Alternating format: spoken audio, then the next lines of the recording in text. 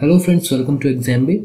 सो ये हमारा lecture 4 Indian freedom struggle का आ गया है EPFO enforcement officer accounts officer 2020 exam के लिए।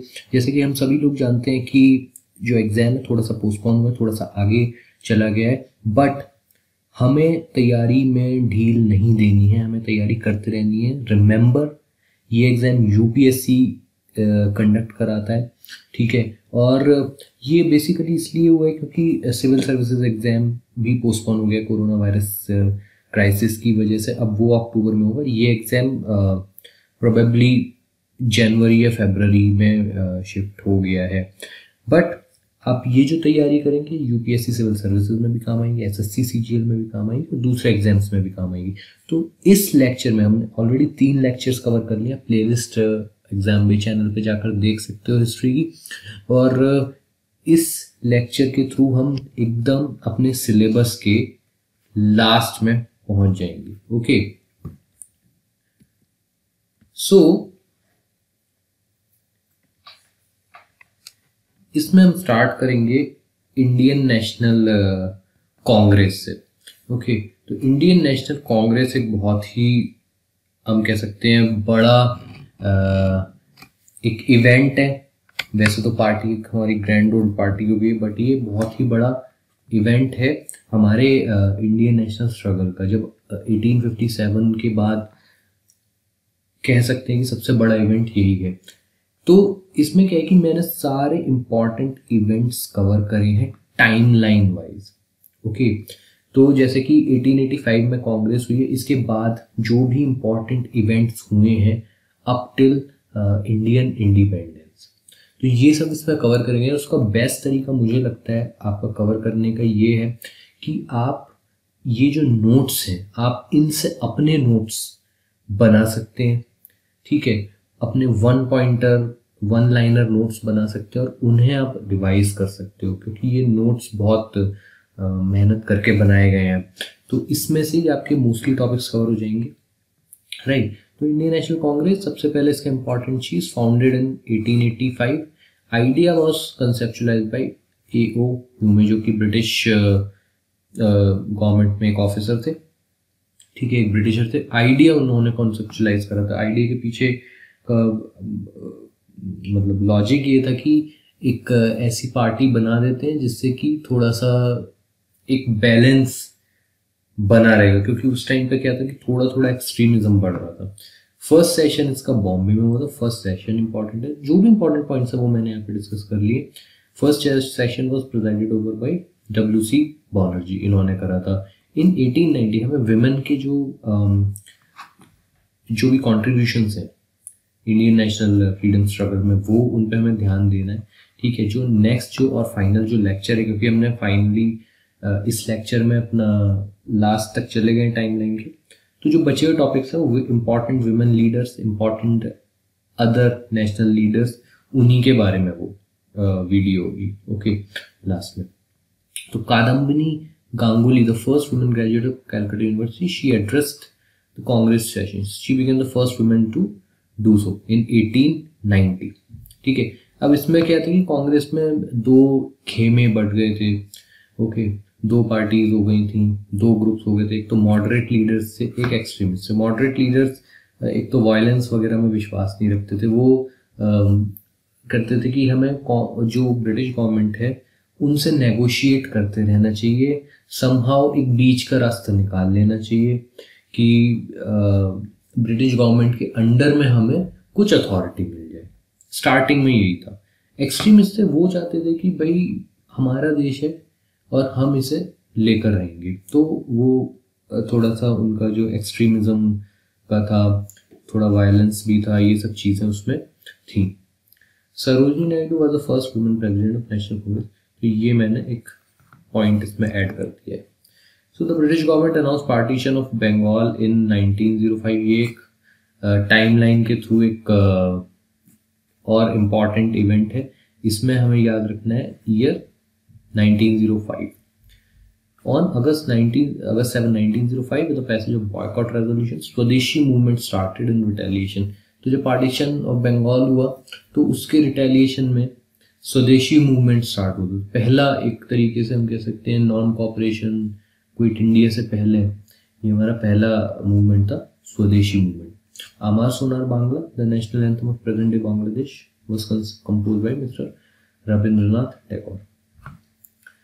Indian National Congress meeting in 1905 under the presidency of G.K. Gokhale. तो जो इम्पोर्टेंट सेशंस हैं उनमें जो प्रेसिडेंटशिप है कि कांग्रेस का प्रेसिडेंट कौन था वो इम्पोर्टेंट है। Resolve to condemn the partition of Bengal and the reactionary policies and support anti partition and swadeshi movement. तो उसमें क्या था कि जो ब्रिटिश चीज़ें थी, जो कपड़े थे और ये सब चीज़ें थी, इन्हें जला दिया गया था और स्वदेशी एक तरीके से चीज़ों का टाइम आ गया था, खादी का भी टाइम आ गया था। Then under the presidentship of Dadabhai Naoroji it was declare the goal of Congress is self government और स्वराज। ये पहली बार हुआ था। फिर 1907 में कांग्रेस स्प्लिट हुई थी। ओके, कांग्रेस स्प्लिट हुई थी मॉडरेट और एक्सट्रीमिज्म में, क्योंकि उनकी जो विचारधारा थी, उनके जो बिलीफ थे वो बहुत ज़्यादा डिफरेंट होते जा रहे थे, बहुत ही ज़्यादा अलग होते जा रहे थे। ठीक है, Surat session of Indian national Congress, Surat का जो सेशन था 1907 का, इसमें हुआ था कांग्रेस स्प्लिट। तो हमें ये याद रखना है। ठीक है, तो हमने इसमें देखा पार्टीशन ऑफ बंगाल 1905 में, फिर स्वदेशी मूवमेंट हुआ 1905 में उसके रिटेलिएशन में। उसके बाद हमने ये देखा कि कांग्रेस ने उसे कंडेम किया था पार्टीशन ऑफ बंगाल का 1905 के सेशन में। जी.के. गोखले, गोपाल कृष्ण गोखले थे उसके प्रेसिडेंट। फिर under the president of Dadabhai Naoroji Congress ने डिक्लेयर किया सेल्फ गवर्नेंस स्वराज उसका मतलब गोल है। फिर कांग्रेस स्प्लिट हुई थी 1907 में। Ghadar party was a revolutionary group organized around a weekly newspaper the Ghadar, जिसके हेडक्वार्टर है सैन फ्रांसिस्को। ये याद रखना है, सैन फ्रांसिस्को। और मेन फाउंडर थे लाला हरदयाल।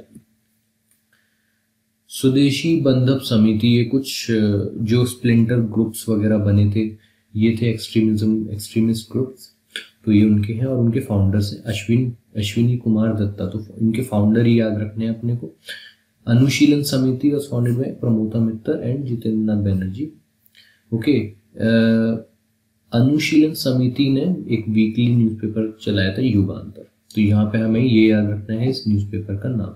तो न्यूज़पेपर पब्लिकेशन, बुक्स वगैरह और ये बायोग्राफीज इंपॉर्टेंट है। ठीक है, Veer Savarkar and brother organised Mitra Mela, a secret society in 1899 which merged with Abhinav Bharat in 1904। तो अभिनव भारत के साथ भी वीर सावरकर का ही नाम एसोसिएट होता है अगर ये क्वेश्चन आता है।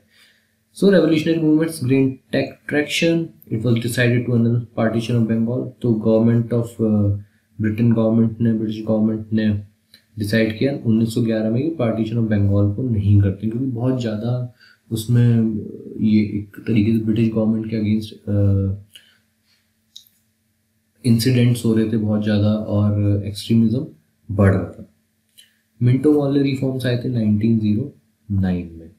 मेन फीचर्स, तो जितने भी रिफॉर्म्स आए थे उसमें इंडियंस को थोड़ा सा सप्रेस करने के लिए, सप्रेस मीन्स उनके इमोशंस को सप्रेस करने के लिए ये रिफॉर्म्स करे थे कि उन्हें थोड़ा सा पार्टिसिपेशन हम गवर्नमेंट में दे देते हैं, जिससे कि वो लोग थोड़ा सा कंट्रोल में रहें। ठीक है, based on Montague Chelmsford reform, तो मिंटो मॉर्ले रिफॉर्म्स 1909 में, मॉन्टेग चेम्सफोर्ड रिफॉर्म्स आए थे 1918-1919 में। तो उसके 10 साल बाद ही मॉन्टेग चेम्सफोर्ड रिफॉर्म्स आए थे। तो बस इनके हमें एक तरीके से ईयर याद रखना, क्या इनके मेन फीचर्स थे। इनके बेसिस पे ही गवर्नमेंट ऑफ इंडिया 1919 पास हुआ था। ठीक है, और मेन फीचर इसका ये था डायरची, इंट्रोडक्शन ऑफ डायरची मॉन्टेग चेम्सफोर्ड का। फिर रॉलेट एक्ट हुआ था 1919 में, जिसका जो ऑफिशियल नेम था वो था anarchical and revolutionary crimes act 1919। तो it was popularly known as Rowlatt act, जिसने बनाया था उसके नाम पे। तो during the first world war Rowlatt act was passed by British government to control public unrest and root out any possible conspiracy by extremist. ठीक है, तो इसलिए रॉलेट एक्ट लाया था, बहुत ही ड्रैकोनियन एक्ट से माना गया है। फिर तभी 1919 में जलियांवाला बाग मैसेकर हुआ था। एक मिसअंडरस्टैंडिंग आप कह सकते हो इनिशियली, बट जो जनरल डायर जो कि बहुत फेमस है, उन्होंने बहुत ही इसमें एक्सट्रीम स्टेप उठाया था। ठीक है, तो 1919 में कुछ लोग थे, बैसाखी का त्यौहार था, वो अमृतसर में के जलियांवाला बाग में इकट्ठा हुए थे, कुछ सेलिब्रेट भी कर रहे थे और प्रोटेस्ट भी कर रहे थे पीसफुली, क्योंकि दो उनके लीडर्स थे, डॉक्टर सत्यपाल और सैफुद्दीन किचलो, इन्हें अरेस्ट कर लिया था बिना किसी बात के, ठीक है। बट जो जनरल डायर उनकी टीम थी, उन्हें कुछ इंफॉर्मेशन मिली, उन्हें लगा कि शायद रॉलेट एक्ट के अगेंस्ट ये कर रहे हैं, उन्होंने बिना कंफर्म किए, बिना कुछ करे फायर ओपन कर दिया। इसमें बहुत सारे लोग, अराउंड 380 इसमें लोग मरे थे। हंटर कमीशन को बैठाया गया था इसकी जांच करने के लिए, to prove the action of general Dyer, और हंटर कमीशन ने एक्चुअली इसकी बहुत कह सकते हैं कि जनरल डायर के अगेंस्ट ही इसमें बोला था। फिर नॉन कोऑपरेशन मूवमेंट आया था हमारा 1922 में, तो ये मेन गांधी जी का पहला मेन इसमें इन्होंने पार्टिसिपेट किया था जो नेशनल लेवल का था, ठीक है। बट ये एंड हुआ था 1922 में विद चौड़ी चौड़ा इंसिडेंट। तो ये हमें इसमें 2-3 पॉइंट याद रखने। तो ईयर कब स्टार्ट हुआ, नॉन कोऑपरेशन, स्वदेशी मूवमेंट हुआ था 1905 में पार्टीशन ऑफ बंगाल के रिटेलिएशन में, और नॉन कोऑपरेशन मूवमेंट हुआ था 1920 से 22 के बीच, ठीक है। It was important phase, it's aim first to resist British rule in India through non violent means of satyagraha. तो गांधी जी ने करा था तो सत्याग्रह ही होगा, ठीक है। सेल्फ गवर्नेंस इसका एम था, बट ये चौड़ी चौड़ा इंसिडेंट हुआ था जिसकी वजह से ये एंड हो गया था एब्रप्टली। चौड़ी चौड़ा इंसिडेंट क्या था कि गोरखपुर में एक जगह थी चौड़ी चौड़ा, ठीक है, वहाँ पे एक मैसेकर हुआ था, वहाँ पे लोकल भीड़ ने 22 पुलिसमैन को जला दिया था, पुलिस स्टेशन जला दिया था, ठीक है। तो ये एक इंसिडेंट था क्योंकि इसमें वायलेंस हो गई थी। एस्टैब्लिशमेंट ऑफ स्वराज पार्टी 1923, ये कांग्रेस के अंदर के ही कुछ लोगों ने, क्योंकि वो महात्मा गांधी की कुछ पॉलिसीज से थोड़ा सा इत्तेफाक नहीं रखते थे, उन्हें लगता था कि एकदम से जो non cooperation movement Gandhi ji ने बंद कर दिया, ऐसा नहीं करना चाहिए था। तो दो इसमें इंपॉर्टेंट लीडर्स थे, चित्तरंजन दास और मोतीलाल नेहरू, उन्होंने स्वराज पार्टी बनाई थी। मेन एम जैसा कि नाम बताता है स्वराज था इसमें। Many candidates of the Swaraj party got elected in central legislative assembly. तो ये भी एक पॉइंट था। गांधी जी कहते थे कि हम इसमें पार्टिसिपेट नहीं करेंगे इनमें लेजिस्लेटिव असेंबली इलेक्शंस में, बट स्वराज पार्टी के लीडर्स मानते थे कि हमें करना चाहिए। तो 1923 में बनी थी, बाद में डिसॉल्व होकर कांग्रेस में रह गई थी। काकोड़ी कॉन्स्पिरेसी हुई थी 1925 में, बहुत फेमस है, ठीक है। ट्रेन रॉबरी हुई थी जिसमें बहुत सारा पैसा लूटा गया था। The robbery plan was executed by Ramprasad Bismil, Ashfaqulla Khan, Rajendra Lahiri, Chandrashekhar Azad and others. तो ये अगर आप ध्यान करो, रंग दे बसंती मूवी में भी इसी पे इंसिडेंट को बैकग्राउंड बनाकर उसे करा गया है, बनाया गया है। 1927 में साइमन कमीशन आया था, was to review the working of government of India 1919 का कैसा चल रहा है, और उसमें कुछ अपनी रिकमेंडेशंस देने के लिए, ठीक है। इट वॉज बायकॉटेड बाय इंडियंस, क्योंकि उसका कोई भी इंडियन मेंबर नहीं था, सारे ब्रिटिशर्स थे, ठीक है। तो इंडियंस को लगता था कि सही से वो रिप्रेजेंट हमें करेगा ही नहीं। 1928 में नेहरू रिपोर्ट आई थी, ये इंपॉर्टेंट है। मोतीलाल नेहरू ने ये कॉन्सेप्चुलाइज करी थी। British government asked the Indian leaders to draft a constitution for the country. तो नेहरू रिपोर्ट का मेन पर्पस ये था। It was a memorandum to appeal for new dominion status. It also propose for joint electorates, ठीक है। तो Nehru report का अपने को ईयर याद रखना है। तो एक तरीके से इसकी अगर टाइमलाइन वाइज याद करेंगे तो आसानी से आप 2-3 बार पढ़ोगे, याद हो जाएंगे। पूर्ण स्वराज डिक्लेरेशन 1929 में हुआ था, इंडियन नेशनल कांग्रेस ने वो लाहौर सेशन में करा था, तो अपने को ये याद रखना है किस सेशन में करा। फिर हुआ था 1930 में सिविल डिसोबीडियंस मूवमेंट, ठीक है। तो 1905 में स्वदेशी, फिर नॉन कोऑपरेशन, फिर civil disobedience. It begin with Dandi march, जिसके बारे में सबको पता ही है, जिसमें गांधी जी ने सॉल्ट लॉ ब्रेक किया था। On 12 March 1930 he left Sabarmati आश्रम एट हैदराबाद, और डांडी करके एक विलेज था एकदम वेस्टर्न कोस्ट ऑफ इंडिया में, वहाँ तक ये गए थे। अराउंड 300 से के करीब किलोमीटर्स का था ये distance. They reach Dandi on 6 April 1930। He broke salt law, वो लीगल था सॉल्ट लॉ की, सॉल्ट बनाने का, क्योंकि गवर्नमेंट की मोनोपोली थी उस पर। फिर क्या हुआ था कि उसके बाद राउंड टेबल कॉन्फ्रेंस वगैरह स्टार्ट हुई थी 1930 से स्टार्ट हुई थी। 3 ऐसी टोटल राउंड टेबल कॉन्फ्रेंस हुई थी। जो साइमन कमीशन था उस पर डिस्कस करने के लिए और एक दूसरा लॉ बनाने के लिए, ठीक है। तो first RTC was chaired by British prime minister Ramsay MacDonald, उस वक्त प्राइम मिनिस्टर थे। इंडियन नेशनल कांग्रेस ने बॉयकॉट की थी पहली आरटीसी। गांधी इरविन पैक्ट हुआ था लॉर्ड इरविन और महात्मा गांधी के बीच फर्स्ट राउंड टेबल कॉन्फ्रेंस के बाद और सेकंड से पहले, ठीक है। तो उसमें ये था कि कांग्रेस ने मान लिया था कि ठीक है हम सेकंड राउंड टेबल को अटेंड करेंगे। तो pact included discontinuation of salt march, तो जो अपना सिविल डिसोबीडियंस मूवमेंट था वो भी खत्म हो गया था इससे। फिर सेकंड राउंड टेबल कॉन्फ्रेंस हुई थी, इसमें कांग्रेस ने अटेंड करा था और थर्ड राउंड टेबल कॉन्फ्रेंस हुई थी 1932 में। तो एक इम्पॉर्टेंट क्वेश्चन इसमें बनता है कि कौन से एक ऐसे लीडर थे जिन्होंने तीनों राउंड टेबल कॉन्फ्रेंस अटेंड करी थी, ठीक है। ये आ भी चुका है और इसका आंसर है डॉक्टर BR अम्बेडकर। तो अम्बेडकर जी ने ये अटेंड करी थी तीनों। पूना पैक्ट 1932 में होता है। It was an agreement between Mahatma Gandhi, Pandit Madan Mohan Malviya and Baba Saheb Ambedkar, ठीक है, on reservation of electoral seats of depressed caste classes. So this is the only thing. Government of India act आया था फिर 1935 पे, साइमन कमीशन के कुछ उसमें पॉइंट थे, कुछ और पॉइंट थे, सब कुछ डिस्कस करके ये बना था, ठीक है। फिर all India forward block in 1939 में सुभाष चंद्र बोस ने बनाया था, जब उनका गांधी जी से एक डिसएग्रीमेंट हो गया था। उन्होंने पार्टी छोड़ दी थी, Indian national conference, Indian national Congress और ऑल इंडिया फॉरवर्ड ब्लॉक उन्होंने बनाया था। फिर इसमें क्या है कि हमारा अगस्त ऑफर बाय लॉर्ड लिनलिथ को, उस टाइम पे अगर याद हो तो सेकेंड वर्ल्ड वॉर चल रहा था। It promised expansion of Executive Council of the British Viceroy of India to include more Indians. It gave recognition to Indians' right to frame their own constitution after that.